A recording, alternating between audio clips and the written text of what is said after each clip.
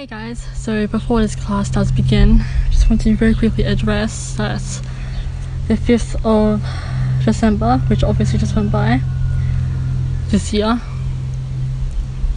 my grandfather passed away from liver cancer. This flow is definitely very slow motioned. You definitely can go at your own pace, don't have to specifically follow me. Slow the video down in YouTube settings or speed me up. There is definitely a lot of balancing structures in this flow, but if you take the flow to whatever level you need and whatever speed you need, this is just from somber times, because the last thing we want to do is move around so much when we're in grieving mode. We've all actually been pretty peaceful, to be completely honest. We've been very, there's a somber tone in the air, but we aren't wailing in tears, we're not screaming and cursing at the universe. We had ages to prepare for a moment like that when my grandfather passed. Due to COVID restrictions, extended family or next generation family, like wife, us kids, we specifically couldn't go to the hospital to say our goodbyes, but obviously immediate family being grandmother, the wife, grandmother being the wife, that is, and the uncle, my dad's younger brother, they got to go to the hospital and say their final goodbyes. They got to go a day before, but then medically speaking it all got escalated. I figure as much I managed to stabilize my grandfather a little bit, because then for another 2 or so hours they were there at the hospital and he was just sleeping all day, plus the painkiller drugs he would have been on definitely would have knocked him out. But technically speaking he passed away a bit too soon compared to settling date, if that makes sense. So coroner is going to establish the true COD, cause of death, but ultimately it was the liver cancer that got him.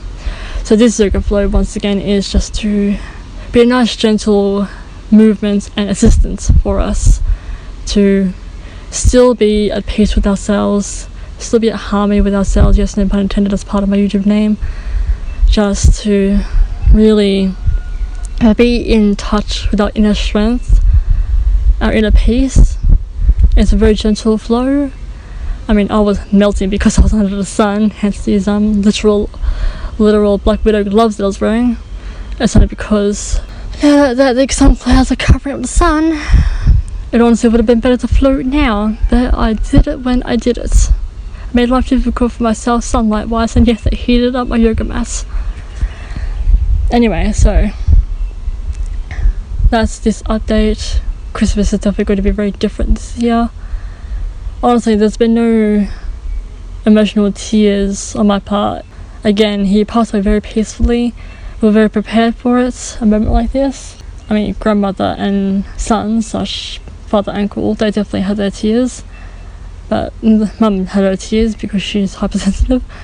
Shan and I, my sister and I, we didn't burst into tears. So anyway, that was this update and the genuine purpose of this video.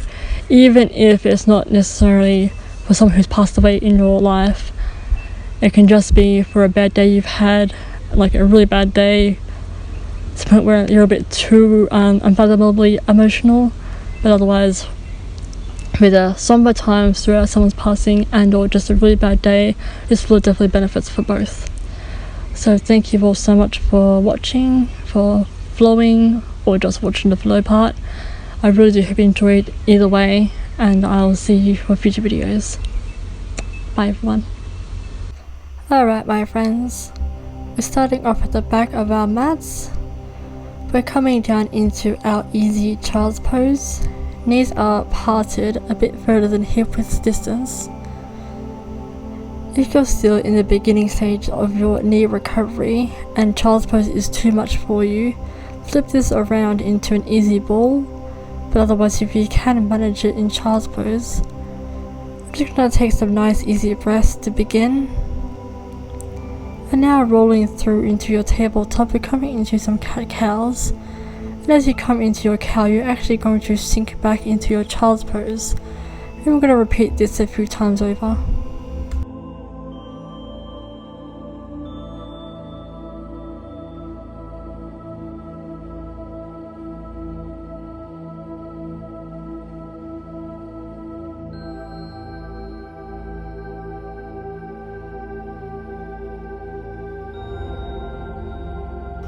From here, shifting your knees in a bit so that they're closer. Now we're coming into some regular cat-cows. Nice deep easy breaths when you come into your cats, and a deeper breath when you come into your cow.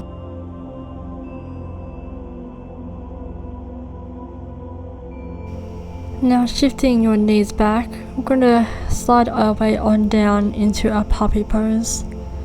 Stretching out our upper back, lower back, abs, lats and triceps. I personally like to grip onto the front of my mat so I don't slide forward. I'm also balancing on my chin, but you can balance on your forehead. Breathing nice and deeply. And now shifting forward however you see fit, we're coming into thread the needle on our left side. Just sliding your left arm underside your chest. And I'm definitely gripping the right side of my mat to prevent myself from sliding forward. So we're breathing even deeper and we're stretching out our outer left shoulder.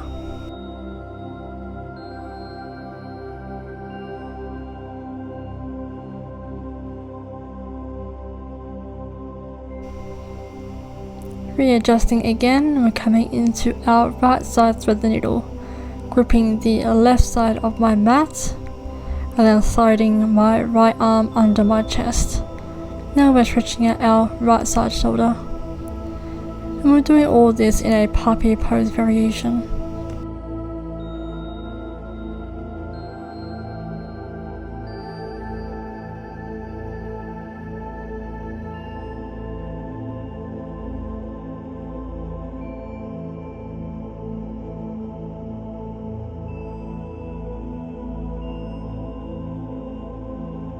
Slowly shifting your way back up, and now we're shifting all the way forward into our Sphinx Pose.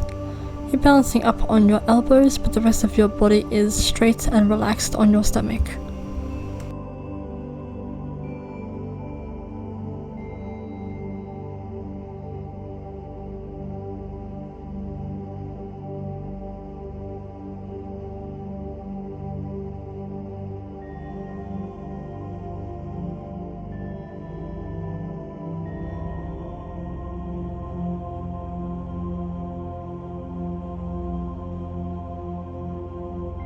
Shifting back gracefully into your puppy pose just one more time. We're just holding this for a couple more breaths.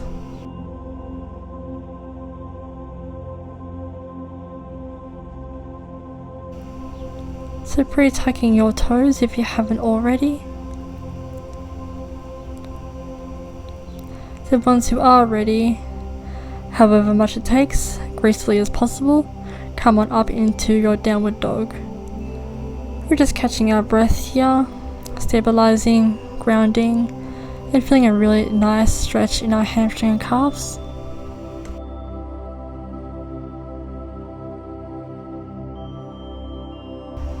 From here, if you so choose to, you can walk out your downward dog, or for the majority you just want stillness in your downward dog, stay still, no bending of the knees. It's just to encourage an even deeper, more active stretch in the hamstring and calves. And now from here we're swinging our left leg up to the sky. Straight as you can, bonus points for as high as you can. Now bending at the left knee. And swinging our left foot to the front of our mats. And we're coming into our sprinter's lunge. So instantly dropping the right knee, fingers grounded, or as close to the ground as you can get. We're just encouraging a nice deep stretch in our right hip flexor.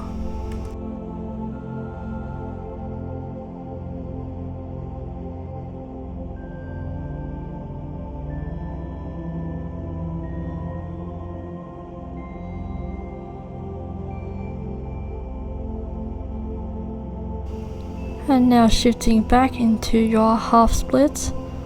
For additional bonus points, you can flex your left foot to really encourage an even deeper, more dedicated stretch to your calf. But the more flat your foot is, the more you're just focusing the stretch onto your hamstring, your left side hamstring.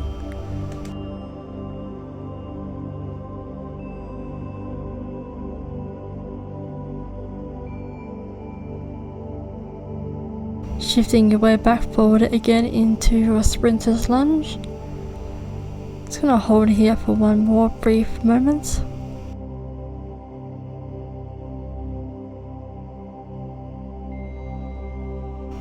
And now tucking your toe just a tad more, adjusting up into your high lunge and then shifting your way all the way out into your warrior. A bend through the left knee, straight right leg, arms outstretched. Just gonna hold this really strong, confident warrior for a couple of breaths. And now from here, reaching your hands up to the sky, clapping your hands up to the top. As you do so, you're also going to bend through the left knee as your arms stretch back out again, coming into our warrior lunge squats. So breathing as you come up and exhaling as you come down.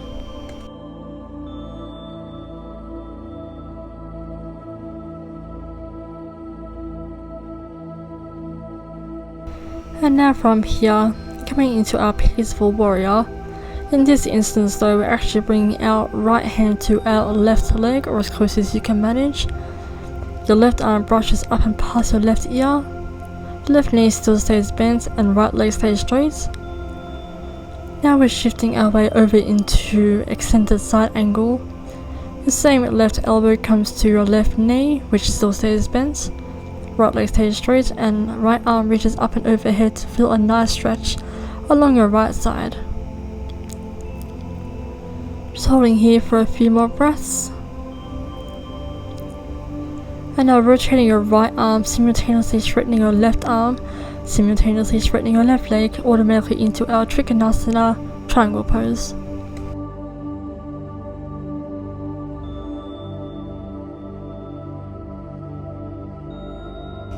Planting both hands, and then we're coming into our pyramid pose.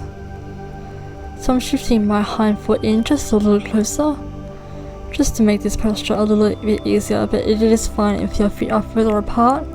Just also make sure that your right heel is lifted to encourage your hips being squared off. And try to get as much as your upper body laying over your left leg as you can manage. And now we're stepping back into our downward dog, just to recatch our breath and take a moment to recenter ourselves.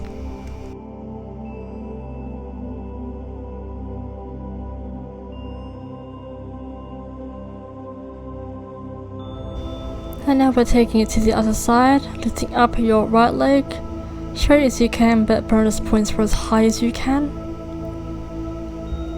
And then we're bending through the knee, stacking our hips.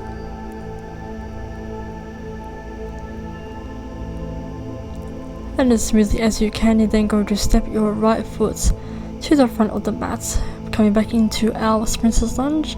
So you're instantly dropping your left knee as soon as your right foot lands. And we're pressing through the hips to make sure that our left side hip flexor this time gets a nice stretch. Try to keep your upper body upright, your head reaching tall, whether or not your fingertips reach for the ground. And just breathing deeply and pressing your hips to the ground. And now shifting your way back into your half split. Now we're encouraging a deep stretch through our hamstring and calves, and remember you can flex your right foot to encourage an even deeper, more dedicated stretch to your right side calf. But if you're not totally into that, or you don't want as deep a stretch, just keep your foot flat. And shifting your way back forward into your low sprinter's lunge, just to re-establish a nice stretch through a hip flexor one more time.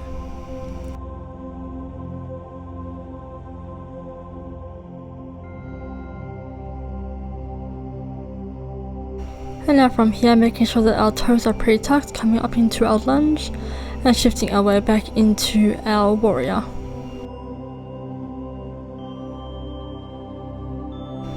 We're just holding our warrior nice and strong, bend through the right knee, straight to the left, arms outstretched.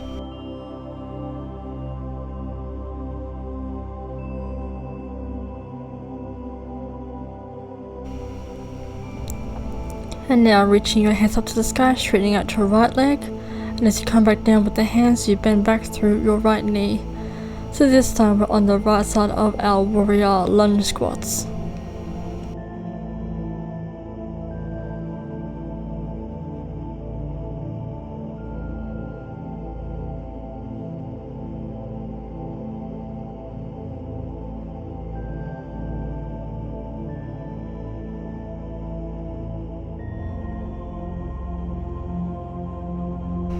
On your final squat, you're now coming into your peaceful warrior on your right side. Left hand reaches about as close to the right thigh as you can get it. Right arm reaches up and past your right ear. It really doesn't matter if you can't really get a grip onto your right thigh, just as long as you're feeling good in this posture is all that really matters.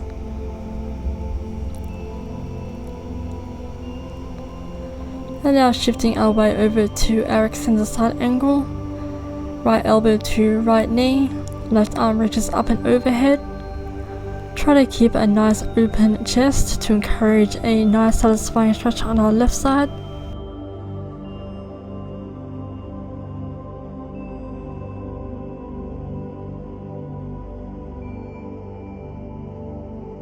And now when we're wiping the left hand, straightening through the right arm, also straightening through the right leg. Now we're in our right side Trikonasana triangle pose.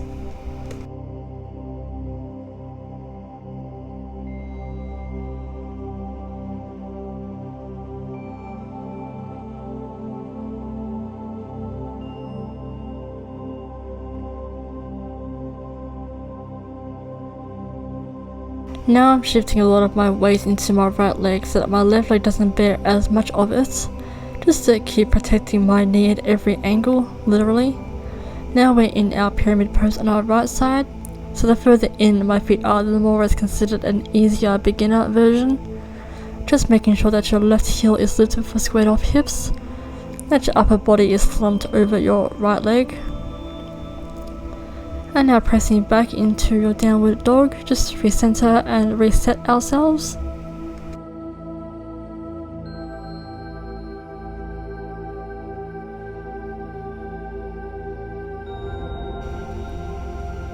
So taking a step back, we're coming into some plank rolls, just to continue waking up the body, warming up our spine. A little bit of core and shoulder strengthening in this as well. It's like a more advanced version of cat-cow.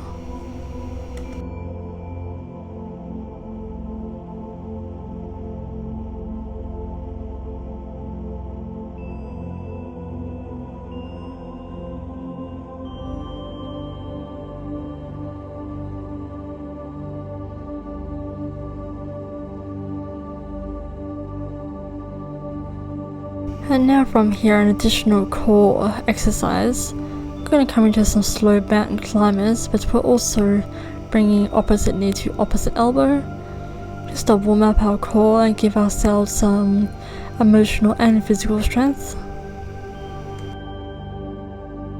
Don't worry about it if your knees aren't actually reaching your elbows, just moving your legs in the genuine direction. Either way, you still are working your core. From here, chaturanga, however that looks and feels for you. Coming now into your upward facing dog, just holding for a breath. Pressing back up into your downward facing dog.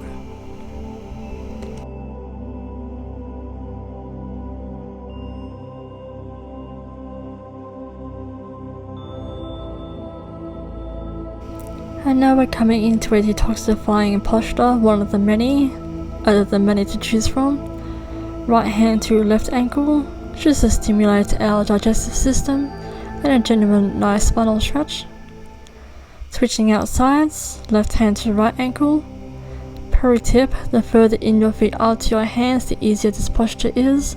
The further out your feet are, the more of a reach and the more difficult this posture is. So choose your fighter. And coming back into your downward dog just for a brief moment, and then starting to walk your way forward to the front of your mat, however many steps it takes. I'm just going to hang out in forward fold for a few breaths.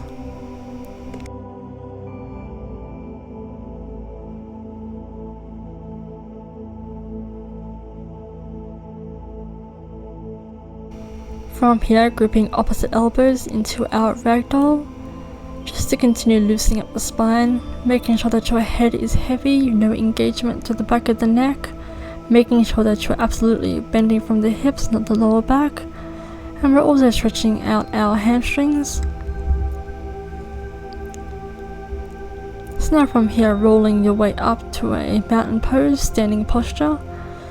You're going to bring your right knee up to you, just to stretch out our glute. It is fine if you briefly lose balance. Just come back up, recenter, and now bringing your right ankle to your left knee, coming into our standing pigeon. Just gonna hold here for a few breaths, feeling some balance in our life, feeling some strength, feeling some core activation, whether or not you feel a stretch in your right glute. And now loosening up your right leg and stepping back into your more of a modified easy warrior, our crescent lunge. Just gonna hold this for a nice deep breath. And then coming on down to the mat, stepping back into plank, chaturanga, upward facing dog, just for a breath.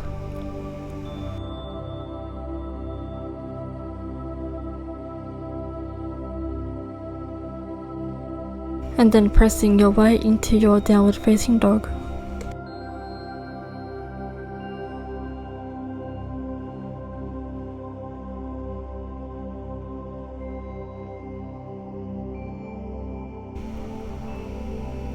Walking forward again to the front of your mat, however long you need to get to the front.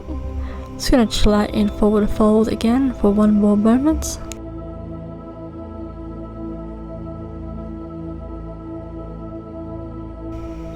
And now vertebra by vertebra, coming up to your mountain pose. Grabbing onto your left knee this time for a glute stretch. Try to maintain as much balance as you can. Getting your knee as high as you can. Then going to adjust your left ankle to your right knee, however many times it does take to nail the posture. And then once you're in it, aim to hold as long as you can. You will still find yourself a little bit wobbly, maybe, but a lot of core activation, strength through the right leg, maybe a stretch to the left glute, hands to prayer, or just palms together, just to balance out the other side of our body now. And now stepping back into your right side crescent lunge. Evidently your left leg is now behind you, hands reaching up to the sky. Just for one more deep breath. And now you're going to actually reach your left foot to join up with your right foot, keeping a bend in both knees automatically into our chair posture. So there should be a beach ball width between your hands, reaching up to the sky ahead of you. And now standing up straight, widening your feet further than mat width, pointing your feet outwards. You're going to come down into your Malasana Yogi squat. If you absolutely still require props at this point to sit on, definitely grab them.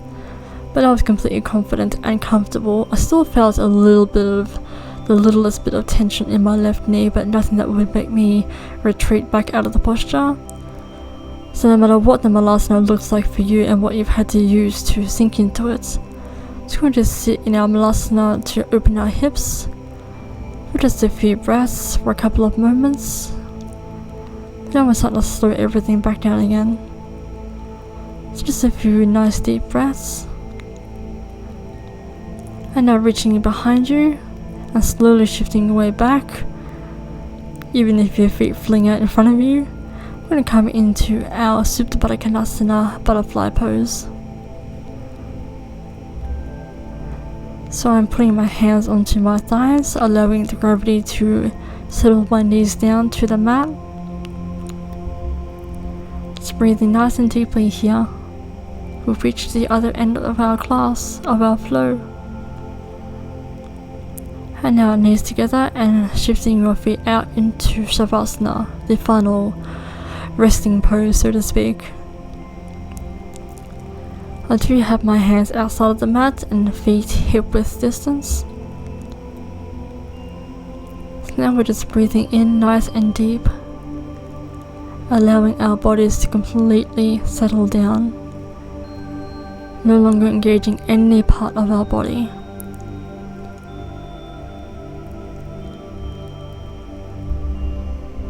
Breathing in deep, exhaling even deeper.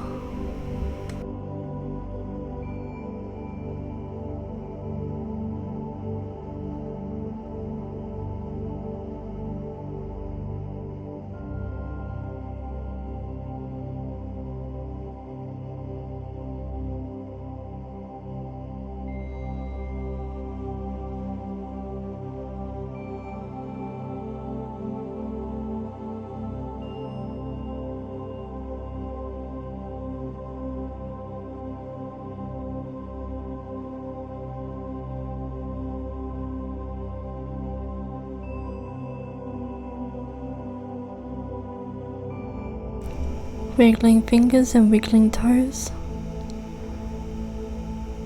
Then rolling over into your fetal position. If you want to stay to Shavasana a whole lot longer, by all means. If you're suddenly in a mad rush, so just have to adjust yourself up into your easy seated pose.